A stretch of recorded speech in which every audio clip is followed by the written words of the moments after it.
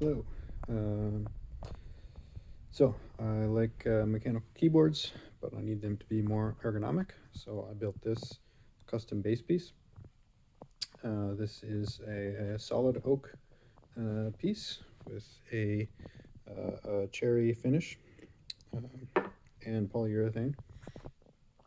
Um, Underneath each of the halves, there's a thin piece of felt, and then underneath the whole base, there is a thicker piece of neoprene rubber.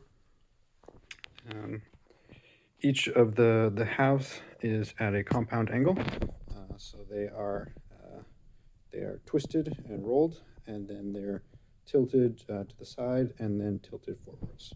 You can see the side tilt there, and then the slight tilt forwards. And so this has been great. I am looking to make another one.